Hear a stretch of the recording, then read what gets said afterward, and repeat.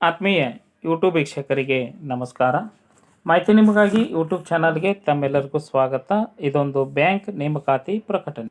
ದೇಶದಲ್ಲಿನ ಸಾರ್ವಜನಿಕ ವಲಯದ ಬ್ಯಾಂಕ್ ಆಗಿರತಕ್ಕಂತಹ ಬ್ಯಾಂಕ್ ಆಫ್ ಬರೋಡಾ, ಈ ಬ್ಯಾಂಕು ದೇಶಾದ್ಯಂತ 8,500ಕ್ಕೂ ಹೆಚ್ಚು ಶಾಖೆಗಳನ್ನು ಹೊಂದಿದ್ದು ಸುಮಾರು 70,000ಕ್ಕಿಂತಲೂ ಅಧಿಕ ನೌಕರ ವರ್ಗದವರನ್ನು ಹೊಂದಿದ್ದು, ಇಂತಹ ಸಾರ್ವಜನಿಕ ವಲಯದ ರಾಷ್ಟ್ರೀಕೃತ ಬ್ಯಾಂಕಿನಲ್ಲಿ 518 ಸ್ಪೆಷಲಿಸ್ಟ್ ಹುದ್ದೆಗಳ ನೇಮಕಾತಿಗೆ ಅರ್ಜಿ ಆಹ್ವಾನಿಸಲಾಗಿದ್ದು, ಪದವಿ ಪಾಸಾದಂತಹ ಅಭ್ಯರ್ಥಿಗಳಿಗೆ ಅರ್ಜಿ ಸಲ್ಲಿಸಲು ಅವಕಾಶವನ್ನು ಕೊಡಲಾಗಿದ್ದು, ಹುದ್ದೆಗಳ ವರ್ಗೀಕರಣ, ನೇಮಕಾತಿ ಪ್ರಕ್ರಿಯೆ, ಪರೀಕ್ಷಾ ಕೇಂದ್ರ, ವೆಬ್ಸೈಟ್ ವಿಳಾಸ, ಇತರ ಎಲ್ಲ ಮಾಹಿತಿಯನ್ನು ತಮಗೆ ನಾನು ಕೊಡ್ತಾ ಇದ್ದೀನಿ. ಮಾಹಿತಿಯನ್ನು ಸ್ಕಿಪ್ ಮಾಡದೆ ಕೊನೆವರೆಗೂ ವೀಕ್ಷಣೆ ಮಾಡಿ. ಫಸ್ಟ್ ಟೈಮ್ ಮಾಹಿತಿ ನಿಮಗಾಗಿ ಯೂಟ್ಯೂಬ್ ಚಾನಲ್ ವೀಕ್ಷಣೆ ಮಾಡ್ತಾ ಇದ್ದರೆ ಸಬ್ಸ್ಕ್ರೈಬ್ ಬಟನ್ ಮೇಲೆ ಕ್ಲಿಕ್ ಮಾಡಿ, ಬೆಲ್ ಐಕನನ್ನು ಒತ್ತಿ ಆಲ್ ಅಂತಕ್ಕಂಥ ಆಪ್ಷನ್ಸ್ ಆಯ್ಕೆ ಮಾಡಿಕೊಳ್ಳಿ.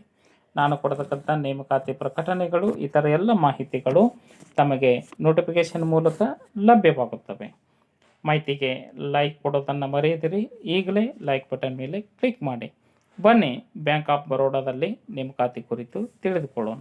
518 ಹುದ್ದೆಗಳನ್ನು manager, senior manager, cloud engineer, API developer, AI engineer, network administrator, server administrator, database administrator, data scientist ಸೇರಿದಂತೆ ಅನೇಕ ಹುದ್ದೆಗಳಿಗೆ ಈ ಒಂದು ನೇಮಕಾತಿ ನಡೆಯಲಿದ್ದು, ಎಲ್ಲ ಹುದ್ದೆಗಳಿಗೂ ಪದವಿ ಮತ್ತು ಸ್ನಾತಕೋತ್ತರ ಪದವಿಯನ್ನು ಪಡೆದುಕೊಂಡಂತಹ ಅಭ್ಯರ್ಥಿಗಳು, ತಾಂತ್ರಿಕ ವಿಷಯಗಳಲ್ಲಿ ಈ ಒಂದು ಡಿಗ್ರಿ ಅಥವಾ PG ಪಾಸಾದಂತಹ ಅಭ್ಯರ್ಥಿಗಳು ಅರ್ಜಿ ಸಲ್ಲಿಸಬಹುದಾಗಿತ್ತು. ನೇಮಕಾತಿ ಪ್ರಕ್ರಿಯೆ ಆನ್ಲೈನ್ ಪರೀಕ್ಷೆ ಅಂದರೆ CBT ಟೆಸ್ಟ್, ಗ್ರೂಪ್ ಡಿಸ್ಕಷನ್, ಸಂದರ್ಶನದ ಮೂಲಕ ಅಭ್ಯರ್ಥಿಗಳನ್ನು ಆಯ್ಕೆ ಮಾಡಿಕೊಳ್ಳಲಾಗುವುದು ಎಂದು ಇಲ್ಲಿ ತಿಳಿಸಲಾಗಿದ್ದು, ಅರ್ಜಿ ಸಲ್ಲಿಸಲು ಹೆಚ್ಚಿನ ಮಾಹಿತಿಯನ್ನು ಪಡೆದುಕೊಳ್ಳಲು ಬ್ಯಾಂಕಿನ ವೆಬ್ಸೈಟ್ ವಿಳಾಸವನ್ನು ಸರ್ಚ್ ಮಾಡಬೇಕು. ರಾಜ್ಯದಲ್ಲಿನ ಪರೀಕ್ಷಾ ಕೇಂದ್ರ ಬೆಂಗಳೂರು.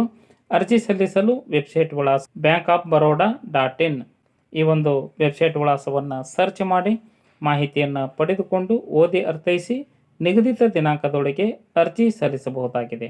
18/3/2025 ಒಳಗಾಗಿ ತಮ್ಮ ಅರ್ಜಿ ತಲುಪುವಂತೆ ಇರಬೇಕು. ಮಾಹಿತಿಯನ್ನು ತಮ್ಮ ಸ್ನೇಹಿತರಿಗೆ ಶೇರ್ ಮಾಡಿ. ಯಾರಿಗಾದರೂ ಈ ಮಾಹಿತಿ ಉಪಯೋಗ ಆಗ್ಬೋದು. ಮಾಹಿತಿಗೆ ಲೈಕ್ ಕೊಡೋದನ್ನು ಮರೆಯದೆ. ಮಾಹಿತಿ ನಿಮಗಾಗಿ ಯೂಟ್ಯೂಬ್ ಚಾನಲ್ ಜೊತೆ ಸದಾ ಟಚ್ನಲ್ಲಿರ್ರಿ. ಎಲ್ಲರಿಗೂ ಧನ್ಯವಾದಗಳು.